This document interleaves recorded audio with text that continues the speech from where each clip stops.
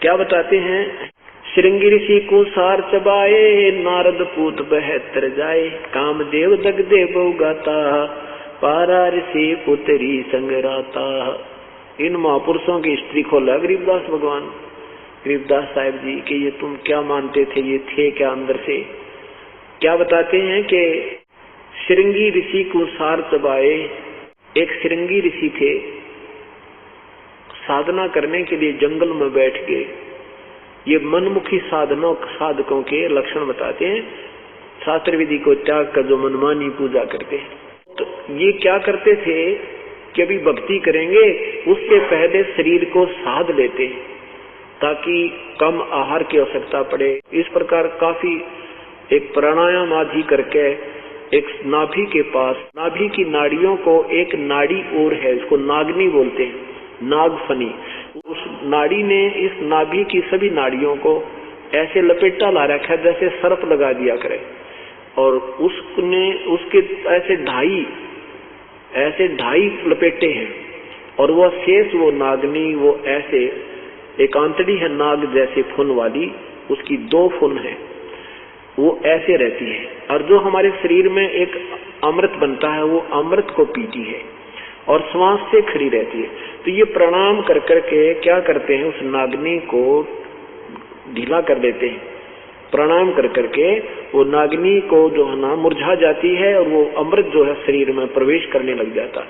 हमारी ये तालू है, तालू के ऊपर एक जैसे अंडा होता है, अंडे का छिलका होता है, और अंडे के छिलके को और बीचों बीच काट के थोड़ा सा रह जाए, वो जैसे एक कटोरा सा होता है, उसकी छोटी सतहीथी समझ लो, बिल्कुल 1 सेंटीमीटर, इतने सतहीथी का 1 सेंटीमीटर, इतनी सतहीथी का हमारे तालू के ऊपर एक ऐसे कटोरे टाइप की एक सतहीथी बनी हुई है, और उसके नीचे बिल्कुल उसमें एक सुराख है। उस सुराख के ऊपर एक छोटी सी पत्ती रखी है, आंच सी पड़ी है, जैसे छोटी सी पत्ती होती है बेल की, बिल्कुल वाल टाइप, जैसे वाल टिका होता है।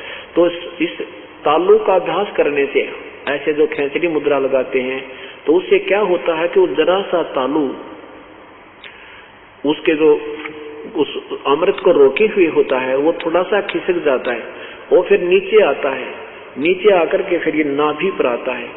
और नाभि अगर वो नागनी ना पीवे, वो नागफणी नहीं पीवे, तो ये सारा उसी अमृत से इस शरीर में इतना जो ना सरूर सा हो जाता है कि भूख लगनी बंद हो जाती है और निंद्रा आनी बंद हो जाती है।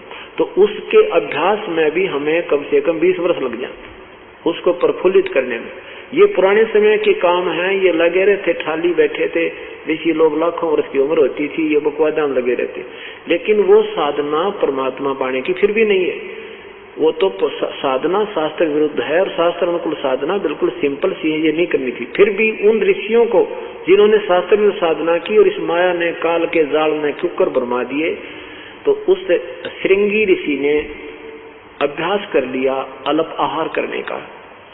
पहले आहार अपना साधना की, शरीर को शोधा ऐसे, और फिर इतनी साधना कर ली कि दिन में एक बार एक वृक्ष की छाल के ऐसे जीभ लगाता, उसी से तृप्त हो जाता, और वहीं बैठा उसकी तरफ मुख करके अपना वो ध्यान लगाता रहता।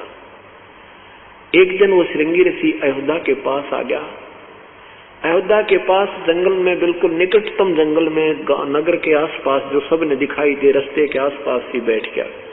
सारे अयोध्या नगरी में एक चर्चा का विषय होगा कि ऐसा साधु आया है, 1 महीना हो गया है, बिल्कुल आहार नहीं करता, एक बार वृक्ष के छाल के ऐसे जीभ से चाटता है, सारा दिन ऐसे बैठा रहता है। बहुत चर्चा का विषय हुआ, लोग देखने गए, जवान अवस्था थी, सुंदर शरीर ज्यों का त्यों, और आहार कुछ नहीं कर रहा, तो बहुत ज्यादा प्रभावित लोग हो गए। राजा दशरथ की बेटी शांता, जो श्री रामचंद्र से बड़ी थी, रामचंद्र हर तो फिर बाद में हुए हैं, बहुत बाद में, वो शांता जो है जवान थी, उसके बाद कोई पुत्र नहीं था, कौशल्या की पुत्री थी वो। उसके बाद राजा को कोई संतान नहीं थी, तो इकलौती पुत्री थी। इकलौता बच्चा ज्यादा ही लाडला होता है, तो वो लड़की अन्य सहेलियों के साथ उस ऋषि को देखने गई। शांता उस ऋषि को देख करके उस पर आसक्त होगी। उसने किसी संत से, ऋषि से, अन्य ऋषि से पूछा कि ये संत कैसे आंखें खोले, कैसे ये संसार व्यवहार में यानी देखे, हमारी तरफ संसार को देखे। तो उस ऋषि ने बताया कि जहां वो जीवा लगाता है वहां पर थोड़ा सा शहद लगा देना। अब राजा की लड़की ने कौन टोके, राजा की लड़की ने जाकर के जहां वो जीभा लगाता था दिन में एक बार, उसके वहां थोड़ा सा शहद लगा दिया वृक्ष के। अब पहले ऋषि एक बार जीभा लगाता था, उस दिन 3 बार लगाई उसने। आनंद से आया, वो शहद अंदर गया। अगले दिन फिर लगा दी। तीसरे दिन ऋषि ने आंखें खोल ली और शांता खीर बनाकर लेके पी ली। कहने का भाव ये है कि ऋषि फिर आहार करने लग गया। अब शांता उस ऋषि के साथ चली गई। कहने का भाव उन्होंने अपना शादी कर ली और राजा दशरथ की इच्छा के विरुद्ध कर ली। तो राजा दशरथ ने किसी अन्य राजा से कहा कि हम क्षत्रिय हैं, ये ब्राह्मण है और हमारी इसमें इंसल्ट होती है, आप इसको गोद ले लो, लड़की को आप शादी कर देना। कहने का भाव ये है कि परमात्मा क्या बताते हैं, श्रृंगी ऋषि को सार चबाए, नारद पूत बहतर जाए। अब परमात्मा कहते हैं जब तक अपूर्ण संत पूर्ण परमात्मा की शरण में आकर विधिवत साधना नहीं करोगे, युग काल न्यो नचाए जागा तुमने।